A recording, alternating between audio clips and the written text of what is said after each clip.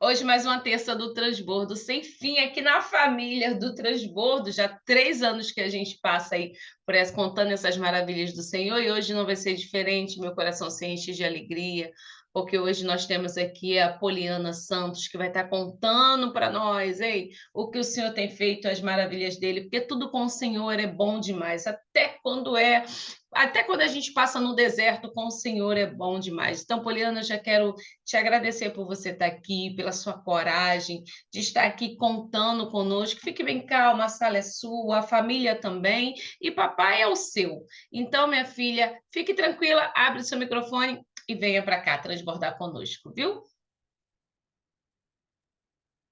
Bom dia, Pai do Senhor a todos. Um prazer estar mais uma vez, né, na presença do Senhor e com todos os nossos amigos. Eu queria trazer, antes mesmo de falar sobre o meu testemunho, um versículo que fica Lucas 1,37, que diz: Para Deus há algo impossível. E esse versículo ele falou muito na minha vida durante muitos anos. Eu Em 2020, eu fui diagnosticada com um nódulo do ovário direito. E esse nódulo, ele foi um câncer na trompa direita. E ele me causou muita dor, eu não sabia. Ele causou muita dor, muito sofrimento. E ali eu fui me tratar no INCA, no Hospital do Câncer, aqui do Rio de Janeiro. E nesse hospital eu comecei a fazer quimioterapia. Fiz a primeira sessão de quimioterapia. No princípio foi muito leve, fácil, mas diante da segunda, da terceira, já ficou muito difícil. Meu cabelo caiu muito, as minhas unhas quebravam, ficava mole de apertar e afundar. Meu dente caiu inteiro, inteiro, de acordar de manhã, escovar dente, e o dente balançar e cair, por causa da quimioterapia. E eu fiz 5 quimioterapia e 2 radioterapias. E tomando muito medicamento. E nesse processo foi muito dolorido para mim. A minha família, em vez de me dar apoio, ela se afastou. Hoje eu entendo o propósito de Deus, mas quem passa na hora é muito difícil. E a minha família, algumas pessoas se afastou e outras se aproximaram, que eu não imaginava. E foram me dando suporte, juntamente com o Senhor. E quando eu fiz 2 anos nesse tratamento, eu conheci alguém. Isso na igreja, normal. Fui criado no berço evangélico. Quando eu fiz 2 anos dentro desse tratamento, eu conheci uma pessoa chamada Rômulo, que no caso é meu atual esposo. E eu lembro hoje, estava até conversando com a minha mãe agora de manhã, que eu lembro que era uma quinta-feira, uma quarta-feira, eu e minha pastora fomos limpar a igreja. E ela não é de entregar revelação. E eu lembro que quando a gente estava vindo embora, ela falou assim: Olha, o Senhor nunca me deu nada com você, mas hoje eu tive um sonho com você. E o Senhor falava para mim falar para você que ele não está nesse propósito, ele não está nesse barco. E naquele momento estava passando bastante coisa na minha vida e eu achei que era coisa daquele momento, né? E eu falei, tudo bem, eu vou orar para o Senhor me revelar o que é e que o Senhor esteja comigo, me dando direção. Logo em seguida eu conheci, na mesma semana eu conheci essa pessoa. E começamos uma amizade, e eu fazendo o tratamento. E começamos a amizade, ele vinha, a gente ia para a igreja junto. E quando chegou um certo tempo da nossa amizade, ele me pediu em namoro. Minha família adorava ele, amava ele na época. Que era um rapaz bom, um rapaz que ia para a igreja. Era o sonho da minha mãe ver um marido para mim que me acompanhasse na igreja, porque eu já tive outros relacionamentos que não foram assim, e eu sofri um pouco com isso. Então minha mãe amava, era muito bom para ela. E eu comecei a namorar essa pessoa. Nesse namoro, eu fui o meu processo no meu tratamento estava andando e a médica falou: a partir de hoje você não precisa mais fazer radioterapia, você pode ficar no remédio. Mas eu tenho algo a te dizer, que você nunca mais vai poder engravidar. E ela falou: para você engravidar, você vai ter que fazer anos e anos de tratamento. Possa ser que você engravide, ou possa ser que não. Mas a probabilidade é de 10, 15%. E aquilo entrou no meu coração como uma faca, porque o meu sonho era ser mãe. A minha família todas são mãe, todas minhas primas, minhas irmãs. E aquilo entrou no meu coração e eu gosto muito de criança. Quem me conhece sabe que eu gosto muito de criança. E aquilo entrou no meu coração e esse meu namorado me apoiando em tudo, dava toda assistência, me levava nos dias de consulta, me buscava. E eu me agarrei com ele de uma forma que todos tinham me abandonado, ele estava ali. E eu fiz dele o meu herói, né? Esqueci até mesmo que o senhor já tinha falado até lá atrás para mim. Passou um tempo, a gente noivou e decidimos morar juntos. E a coisa mais difícil é quando a gente não consulta o Senhor e vai pela emoção. Eu falo isso todo dia com a minha irmã mais nova, que a emoção ela nos leva a lugares que a gente não devia ir. Nos leva a lugares que o Senhor não planejou, porque quando a gente quer fazer com as nossas mãos, a gente acaba se prejudicando. E viemos morar junto. Passou 5 meses maravilhosos. No dia da festa de aniversário dele, foi tudo lindo, minha família foi. E eu dormi na casa da avó dele. No outro dia ele foi trabalhar e não voltou. E antes disso acontecer, da gente morar junto, ele falava para mim que ele trabalhava num centro de recuperação, junto com o pastor. Me apresentou o pastor. E ele falava: olha, eu ajudo esse pastor nesse centro de recuperação. E eu achava aquilo incrível, porque eu sempre gostei muito de ajudar as pessoas. Eu sempre trabalhei com ação social na minha igreja. Eu sempre achei aquilo muito incrível. Eu conheci o pastor veio, conversou. Só que a forma que ele me apresentou, como se ele fosse um trabalhador lá dentro, um ajudante. E o pastor, conversando comigo, ele não relatou o caso, ele somente falou que ele era um bom rapaz, que Deus abençoava a nossa união. E nisso ele sumiu nesse dia. Aí, ligando para ele, não me atendia. Quando foi umas 8 horas da noite, eu desesperada, todo mundo já desesperado. Eu ajoelhei e o Senhor falou comigo assim: ora e entrega a vida dele nas minhas mãos que eu vou fazer. E eu orei o Senhor naquele dia, desesperada, em lágrimas, eu lembro muito bem. E o Senhor falou assim: vai estar o lugar que ele vai estar lá. E eu falei assim: Senhor, ele vai estar nesse lugar. Ele falou, e falou profundamente. E eu me arrumei, eu lembro até hoje, me arrumei, passei na casa do meu pastor e avisei ele, porque eu não faço nada sem os meus líderes saber.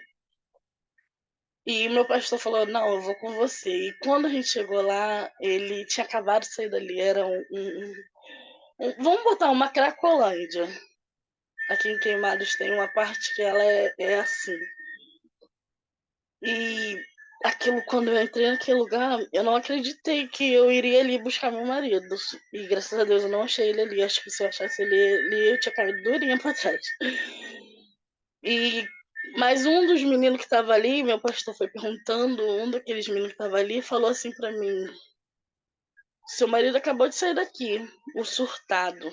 Eu falei assim, mas meu marido não se chama surtado. Ele se chama Rômulo. Mas ele acabou de sair daqui. Se você for na direção assim, assim, você vai encontrar ele. E a gente fomos e eu encontrei ele. Ele estava literalmente muito drogado. Muito drogado. Ele não tinha nem a roupa do corpo. Ele só estava de bermuda. Até a roupa do corpo ele trocou por causa de droga. Ele só estava de bermuda e muito drogado. E ali eu abracei ele e perguntei o que tinha acontecido. E ele me explicou. E nisso a gente já estava 1 ano junto. Ele me explicou que ele tinha uma dependência com drogas, dependência química, que ele recebeu naquele dia do trabalho dele, mas ele não conseguiu se aguentar e entrou nas drogas, voltou para as drogas. E viemos para casa, eu aceitei ele, abracei ele e viemos para casa. Na outra semana foi a mesma coisa. E aquilo dentro de mim, eu nunca tinha vivido aquilo. Eu já vivi muitas coisas, mas nunca lidar com uma pessoa que ela é totalmente viciada. E eu ia buscar ele. Meu pastor me ajudava e ia buscar ele. Na outra semana foi a mesma coisa. Aí, em vez de ser semana, agora passou a ser dias. Em dois dias ele fazia isso. E as pessoas que me ajudavam, por exemplo, não digo meus pastores porque eles nunca me abandonaram, mas minha mãe, minhas irmãs, começaram a desacreditar dele, mesmo ele sendo uma pessoa muito boa. Começaram a desacreditar dele falava pra mim, larga dele, ele não é pra você. Só que dentro de mim tava aquela parte assim, nossa, quando não tinha ninguém, ele tava comigo. E nisso tudo eu orando ao Senhor, aonde eu ia, as pessoas falavam pra mim assim, Deus está contigo, Deus vai te dar vitória. E você só lembra da sua dor quando você tá, né? Quando as pessoas fazem isso, falam isso. Você não lembra que existe outra circunstância na sua vida, existe você. Você só lembra da sua dor, aquilo que você está precisando no momento. E eu ia buscar ele. Chegou um limite do auge do limite da minha vida que eu falava pro Senhor, eu não vou mais, porque eu subia a favela atrás dele. Eu lembro uma vez que eu discuti com um dos donos, acho que é gerente, sei lá, da Boca de Fumo, e eu falava pra eles, vocês não podem vender mais droga pra ele, eu tô cansada, e eu chorava. E ele falava assim, ó, eu acho melhor você descer daqui. Se você não quiser morrer, você desce daqui. Eu falava assim, pelo amor de Deus, moço, você não tá vendo meu sofrimento, vocês não podem ficar vendendo droga pra ele. E aqui em Queimado só existe um lado que vende essa droga. Existe só 2 lados, né, da estação. Só que só um lado vende essa droga. Meu marido, ele não usava qualquer droga, ele usava o crack. E só esse lado. E é o lado mais perigoso. E eu nunca tive medo de subir aquela favela. E eu falava pra eles, pelo amor de Deus, toda semana eu tô aqui, todo dia eu tô aqui buscando eles, vocês ver meu sofrimento. E ele com o fuzil atravessado. E ele falava assim, senhora, desce daqui, se a senhora não quiser confusão. E eu começava a chorar. Daqui a pouco ele mandava um radinho pra alguém e alguém trazia ele pra mim lá de cima. Porque tinha a parte onde vendia droga e tinha lá em cima.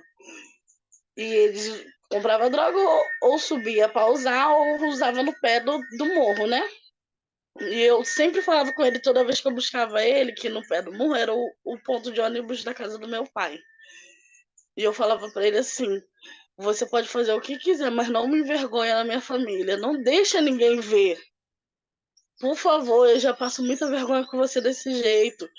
Mas não deixa meu pai saber disso, porque senão minha vida vai desmoronar. E ele não usava ali no pé, ele sempre subia. Aí alguém trazia ele pra mim. Eu lembro que chegou uma fase que eu orava o Senhor e falava assim, eu não consigo mais buscar ele. E todo dia era sofrimento. Aí ele começou a roubar. Porque já não trabalhava mais. O crack já tinha dominado ele. Dentro de casa ele quase não via mais. ele tinha que arrumar dinheiro de alguma forma, né? E ele começou a roubar. E era um jovem tão usado por Deus, um ministro de louvor muito lindo. Ele tem um dom muito bom que o Senhor deu para ele. E nisso eu desesperada, amargurada por dentro, porque independente de tudo que ele fazia, ele era meu melhor amigo. Quando ele parava em casa, a gente conversava muito, ele me ajudava muito, ele era um ótimo marido e eu nunca abri mão dele. E ele começou a roubar. E a avó dele me ligava desesperada, que a avó dele mora no centro, mora no interior, né? Olha, seu marido passou aqui, me roubou meu gás, roubou minhas panelas de pressão. E eu falava assim, o que eu posso fazer? Porque se a gente prender ele, eu vou presa. Cansei de internar ele não quer fugir das internações. E ela falava assim, vamos orar. Essa foi a única coisa que ela falava pra mim, vamos orar, vamos orar. E eu vivi num propósito 2 anos por causa do meu esposo. Subia monte, orava, chorava. Ele vinha em casa. Eu lembro que nessa fase que ele começou a roubar, ele começava a vir 4 horas da manhã, eu dormindo, ele abria a porta e cheio de coisas roubadas. Às vezes muito dinheiro jogava em cima da cama. E coisas roubadas, trazia caixote de coisas roubadas, como se entrasse numa loja, saqueasse muitas coisas. E vinha para casa com aquilo. E eu falava para ele, em nome de Jesus, sai da minha casa com isso. Eu te aceito, mas não aceito. Eu não quero ser conivente dos seus roubos. Porque se eu te aceitar assim, eu tô sendo conivente com você. E ele chegava com aquilo tudo.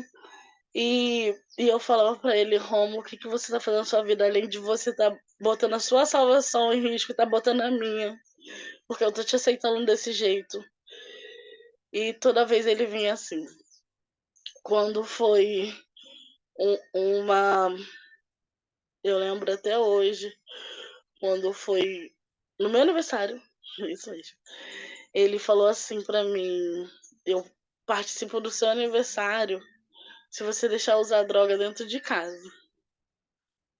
E nisso tudo acontecendo, a minha família não sabia o que acontecia dentro da minha casa. Eu me mudei daqui onde eu estou hoje. Hoje eu moro do lado da casa da minha mãe. E eu me mudei. Fui morar de aluguel para ninguém saber minha dor, meu sofrimento que eu estava passando. Eu vivia deprimida dentro de casa, chorando. Saía de casa e ia para a igreja. Na igreja eu sentava, eu lembro até hoje, se o irmão Clifton estiver na live, ele vai lembrar. Eu só sentava no último banco, chorava. Às vezes eu levava ele drogado, muito drogado, mas arrastava ele para a igreja. E eu lembro que nessa parte de sofrimento eu me escondi. Chegou um tempo que eu não quis mais saber de igreja, não quis mais saber de Deus. E assim, em termos, porque toda vez que algo acontecia eu chorava e conversava com Deus. Mas eu não ia mais para a igreja com medo dele levar minhas coisas dentro de casa, com medo dele trazer alguém para dentro de casa, como aconteceu. Uma vez eu fui para a escola dominical na igreja da minha mãe, e quando eu cheguei em casa tinha 2 pessoas, 2 homens dentro da minha casa usando droga junto com ele. E eu lembro que aquela cena foi muito muito chocante para mim, porque eu não era acostumada de ver ele usar droga. E chegar em casa, você chegar em casa e ver mais 2 pessoas dentro da sua casa, estranho, que você nunca viu na sua vida, usando droga. E eu comecei a diferenciar meu tratamento com ele. Eu tratava no amor, no carinho. E eu comecei a falar pra ele, eu não tô aguentando mais, eu quero que você vá embora. Eu quero que você me largue. E ele falava pra mim, se você me largar, eu vou me matar. E se você me largar, eu vou me matar, eu vou me enfiar nas drogas de vez. E ele chegou a um ponto na vida dele, por exemplo, se ele pesava 70 quilos, ele chegou a 30 quilos. E esses ossos do rosto nosso dele chegava pra frente ao ponto da gente pegar esse daqui dele. era notório. Você contava quanta costela ele tinha, porque ele estava muito magro. E a droga faz isso com o ser humano, né? Ele não comia, ele só bebia. Eu lembro que ele só bebia água, ele não bebia bebida alcoólica. Só bebia água e ele não comia nada. E eu lembro que ele falou pra mim assim: eu participo do seu aniversário se você já usar droga em casa. E eu lembro que eu falei pra ele assim: a minha família ela vai estar aqui. Eu permito você usar, mas você tem que ficar. E na minha cabeça estava assim: minha mãe vai vir, que minha mãe é evangélica, né? Ela vai fazer uma oração, minha pastora também vai vir, e ele vai se comover com aquilo e não vai querer mais usar droga. E dito e feito, vieram, fizemos algo pra gente comer e teve uma oração, tipo um mini culto, né? Uma oração, uma palavra. Minha mãe orou, o pastor orou. Ele aceitou Jesus, eu lembro. Ele aceitou Jesus nessa oração. Quando todo mundo foi embora, que eu fechei minha porta e falou assim: agora eu vou buscar minha droga. E eu falei pra ele: meu Deus, você acabou de aceitar Jesus. Ele falou assim: mas o nosso trato foi um. Agora eu fiz tudo que te agrada. Agora eu vou fazer o que me agrada. Eu vou usar a minha droga. E foi. E eu lembro que ele voltou nesse dia. Era umas 10 horas da noite. Ele chegou 4 horas da manhã. Eu lembro que eu fiquei preocupada, mas chegou com muita droga, muito dinheiro nesse dia. E ele usou. Era muita droga. Eu nunca tinha visto tanta droga. Eu falei pra ele que eu já não aguentava mais aquilo. Que eu preferia ver ele na rua que em casa. Era muita droga, muita droga. E nesse processo, ele começou a não vir mais para casa. Eu lembro que no outro dia ele saiu de manhã com aquele dinheiro, foi comprar droga e não voltou. Passou 2, 3 dias e eu já orava ao Senhor para falar: Senhor, se for dele ficar lá e eu ter minha paz, que deixa assim. Porque eu não tô aguentando mais, o Senhor sabe quanto eu aguento. E ele ficava na rua. Eu lembro que uma amiga minha adoeceu e ela teve um AVC. Só que não tinha ninguém para ficar com ela no hospital. E eu ia todos os dias ficar com ela. Dormia com ela, acordava de manhã, vinha para casa, fazia comida. Porque mesmo eu não estando, ele não estando presente, eu sempre fui uma pessoa muito zelosa. Minha mãe me ensinou assim, ser muito zelosa pela minha casa, pela minha família. E eu vinha, deixava a comida pronta, às vezes ele vinha, comia, saía, deixava a casa cheia de droga, cheia de cachimbo de crack em toda a casa. E ele já não tinha mais respeito por ninguém. E eu vinha, arrumava aquilo tudo, deixava a comida pronta e ia. Todas as noites era assim. Eu lembro que chegou um ponto da minha vida que as pessoas falavam, e eu emagreci muito nessa época, as pessoas falavam pra mim assim, você é maluca, eu não passaria por isso. Mas na minha cabeça, o Senhor ia salvar ele. Como o Senhor pode salvar ele? Porque está vivo, né?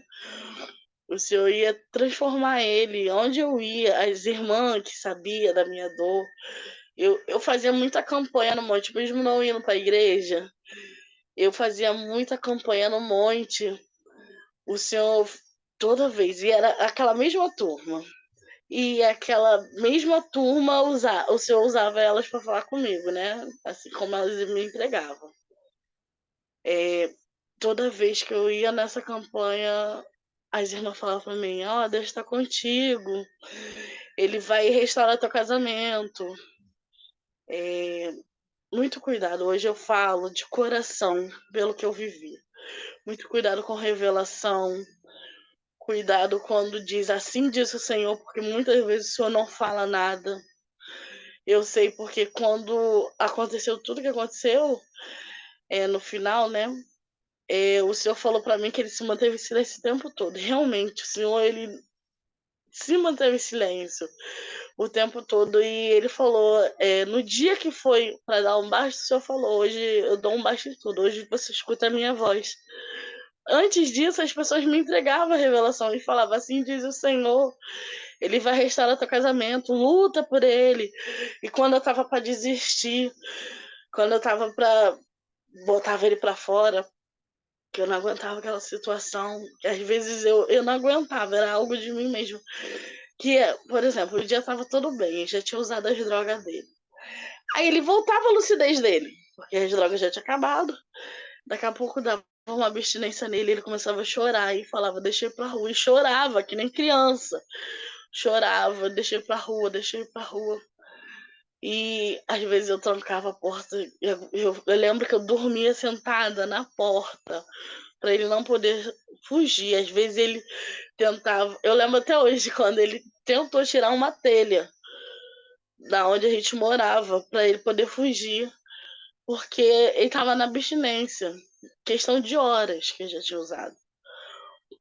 E eu falei pro senhor que eu não estava aguentando aquilo. Eu já não dormia, porque quando ele estava em casa e eu estava em casa, eu não deixava ele ir pra rua. Eu não dormia, eu não comia direito. Que quando ele... Eu tinha medo quando ele ia na rua fazer favor com a minha mãe. Medo dele não voltar com o dinheiro ou com a coisa que minha mãe pediu. Para as pessoas não ver a dor que eu estava sentindo. Porque diante disso tudo que passava, só minha mãe que sabia e meus pastores. Eu não deixava passar, apesar que aparentemente já dava para ver, porque ele estava muito magro. E eu lembro que eu fazia muita campanha e as pessoas ao meu redor falavam, o Senhor tá contigo, luta. E eu me agarrava naquela promessa e ficava naquele sofrimento, ficava naquele sofrimento. E nisso eu falei pro Senhor, eu não tô aguentando mais, Deus. Eu lembro que esse foi o auge da minha vida, que minha amiga estava internada, eu lembro que eu vim em casa. Nisso que eu vim em casa, tava tendo uma operação nesse morro, nessa favela, em Queimada. E já tinha, decorrer da semana, já tinha morrido muita gente. Muito traficante, muito usuário, porque ali fica lotado, parece uma cracolândia. Já tinha morrido muita gente. E eu lembro que... E eu não sabia direito o que estava acontecendo, porque eu vim em casa, eu nunca fui muito de assistir televisão, nunca. Eu nunca fui muito de ouvir rádio. Minha mãe fala que eu sou muito desinformada da vida, mas eu nunca gostei muito disso. E eu lembro que eu vim em casa, fazia comida, botava um louvor, fazia comida, arrumava, dormia, porque eu não conseguia dormir no hospital. E quando dava 6 horas eu ia pra lá pra ficar com ela.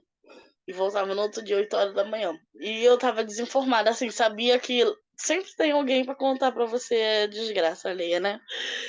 E eu lembro que eu fui... A avó dele me ligou e falou assim, olha, tá tendo operação. E me ligaram que o Rômulo tá lá no morro. E o caveirão já passou, já matou 2. Vai buscar ele pra mim, por favor. Eu não posso ir, ela já tem uma idade. E eu falei pra ela assim, dona Regina, eu tô no hospital, eu não tô aguentando mais essa história com o teu neto. Mas eu vou buscar ele. Eu vou buscar ele por consideração à senhora, porque já cansei de falar com ele. Ele tá com a chave de casa, ele pode muito bem estar em casa.